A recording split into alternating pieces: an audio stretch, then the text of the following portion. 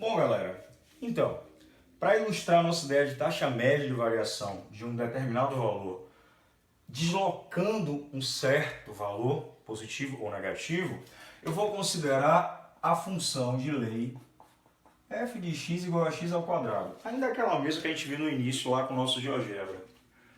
E vou considerar um ponto x0 igual a 1. Quero calcular a taxa média de variação ao sair do valor 1 e ir até o valor 1 mais um ΔX.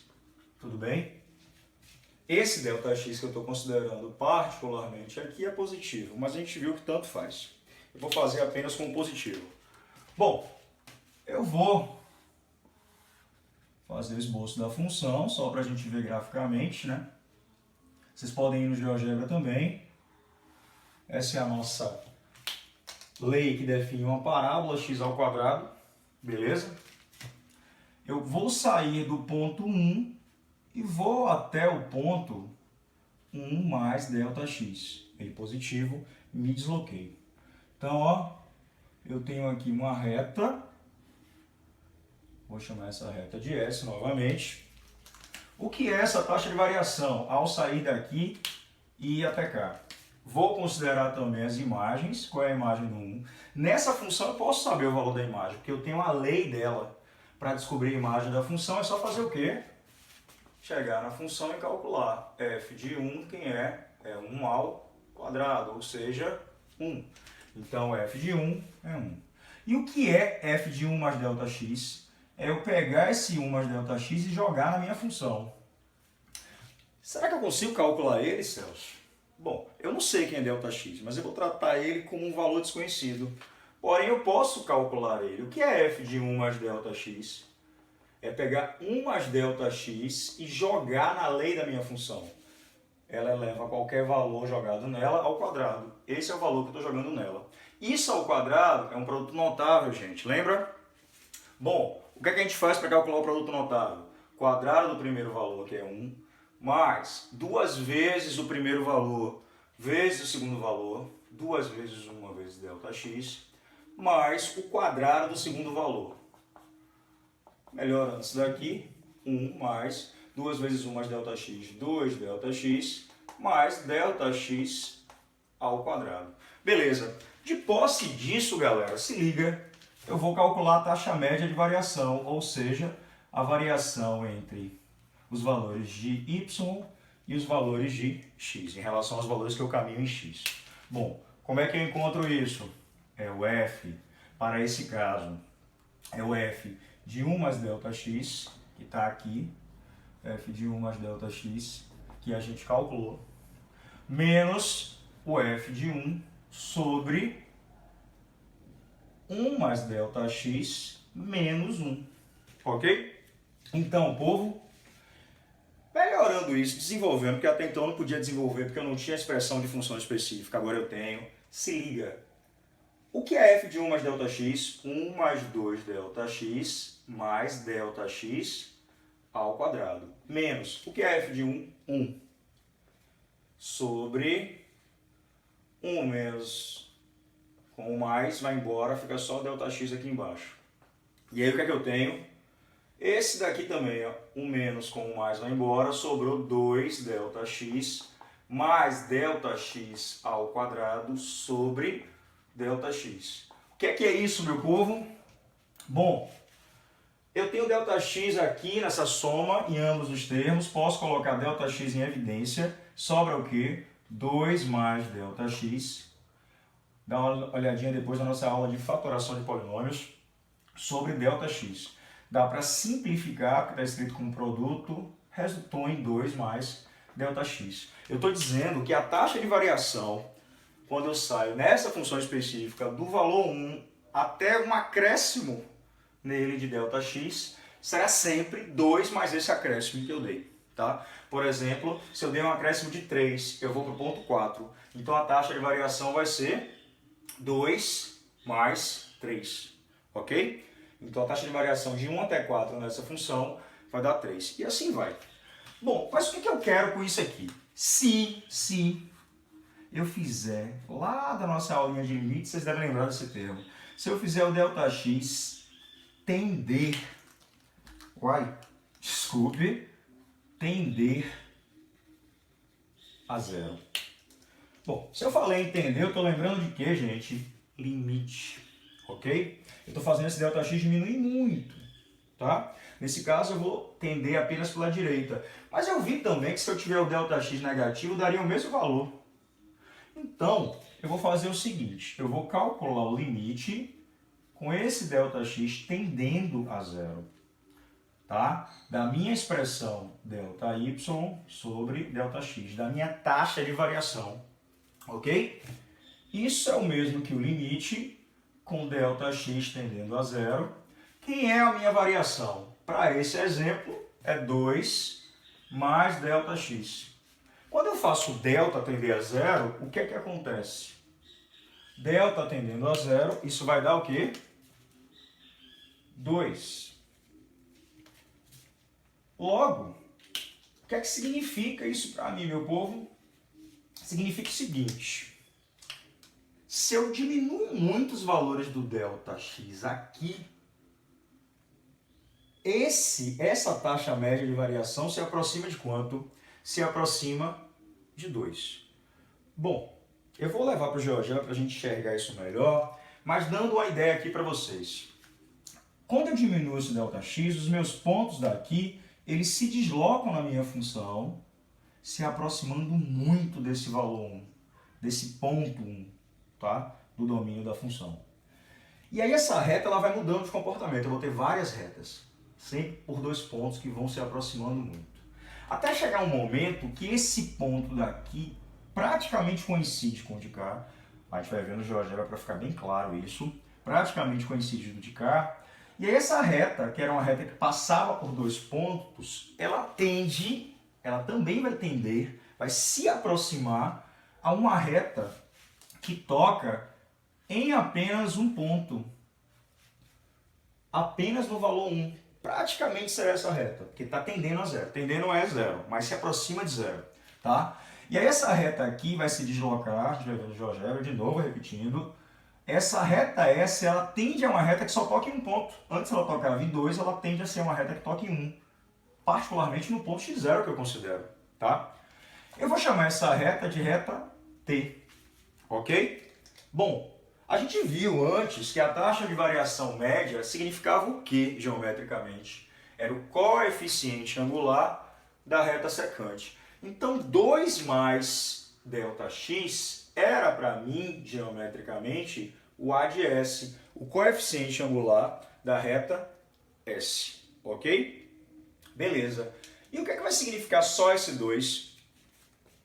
Eu tenho, com essa aproximação, com essa tendência do ΔX para zero, a reta S tendendo a ser a reta T. Logo, isso aqui também será o coeficiente angular, mas será um coeficiente angular, agora de quem? Da reta T. Essa reta T, como tende a tocar em um único ponto, eu vou chamar isso de reta tangente, ok? Então, a taxa média que gerava um coeficiente angular de uma reta secante por 2 pontos, pensando no limite dela, eu vou ter o coeficiente angular da reta tangente, uma reta que tende a tocar em um único ponto da curva, tá? Essa expressão dada pelo limite, que é o limite da taxa média, tá? Fazendo diminuir esse delta sempre, ao invés de ser considerado uma taxa média, mesmo calculando o limite da taxa média, eu vou considerá-lo, eu vou chamá-lo agora de taxa instantânea de variação. Ou simplesmente eu vou chamar de taxa de variação. Ok? Toda vez que eu falar agora taxa de variação, você vai subentender que será o limite da taxa média. Taxa média, eu vou dizer taxa média, mas taxa de variação será um limite da taxa média. E o que significa isso para a gente de novo? Isso aqui é a ideia de derivada num ponto. O que é a derivada num ponto para uma função? Geometricamente, é o coeficiente angular da reta tangente. E, pensando numericamente, é o limite da taxa média, ou seja, é uma taxa instantânea de variação. Isso aqui é a minha derivada no ponto que tem a abscissa x0. E nesse caso particular da minha questão é x0 igual a 1. Eu vou usar como notação para isso aqui f' de 1. Esse f' de 1 é o limite, quando ΔX tende a zero, da taxa de variação ΔY sobre ΔX. Então, pessoal, a gente acabou de ver que a f' de 1 é dada pelo limite com ΔX tendendo a zero da fração ΔY sobre ΔX. Ou seja, o que é a derivada no ponto 1, né, especificamente para esse exemplo aqui, é o limite da taxa média de variação. O que é que significa isso? É uma taxa instantânea. Acontece em um instante. Qual é esse instante? x0 igual a 1, ok? Eu aproximo dois pontos que eu conseguia construir com isso uma reta, logo estava associado a uma taxa média de variação, que é o coeficiente angular dessa reta, e ao aproximar esse ponto muito, ou seja, ao fazer esse ΔX tender a zero, isso aqui está diminuindo, essa taxa média passa a ser uma taxa instantânea, acontecendo praticamente num único lugar. Praticamente, é o limite. Uma aproximação muito perfeita, tá? Bom, isso aqui a gente abriu e escreveu como o ΔY, f de 1 mais ΔX, menos f de 1 sobre ΔX, que é isso menos isso, gerou o quê? 2. Beleza. Temos uma outra maneira de escrever essa expressão. Como a gente já viu, uma outra maneira de escrever a taxa média de variação na aula anterior. Ok? Aqui eu posso escrever como 1 mais ΔX, porém eu posso escrever apenas como um x. Tá? Eu saio de 1 e vou para um valor x qualquer. Automaticamente, a imagem daqui não vai ser mais 1 mais ΔX, e sim f de x. Logo, a minha taxa média pode ser escrita como f de x menos f de 1, tá? Sobre x menos 1.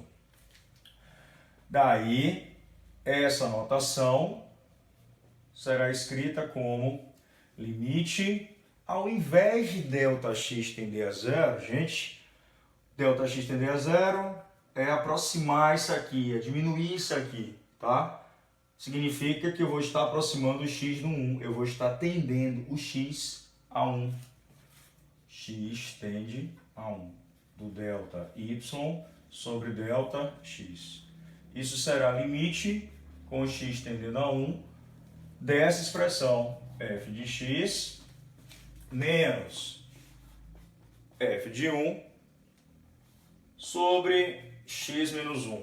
Ou seja, meu povo, limite com x tendendo a 1. Quem é o f de x nessa questão? X ao quadrado menos f de 1, 1, já calculamos, sobre x menos 1. Bom, isso aqui tende para zero, que vai estar acontecendo sempre nesse limite da derivada, caso eu consiga calculá-la, ok? Essa indeterminação 0 sobre 0 que estudamos lá em limites. Bom, para remover essa indeterminação eu tenho que simplificar essa fração algébrica. Aqui eu tenho um polinômio, esse polinômio está no formato a ao quadrado menos b ao quadrado, que eu posso escrever como o produto a mais b vezes a menos b, ok? Então, o meu a é x, o meu b é 1, eu posso escrever isso como limite, quando x tende a 1, de x mais 1, x menos 1, sobre x menos 1. Ao simplificar, eu vou ter limite, quando x tende a 1, de x mais 1 apenas. Quando eu faço isso tender a 1, meu povo, 1 mais 1, 2. Ou seja, achei a mesma resposta. E claro que tinha que achar. É o mesmo cálculo, só escrito de outra maneira. Ou dessa maneira, tá?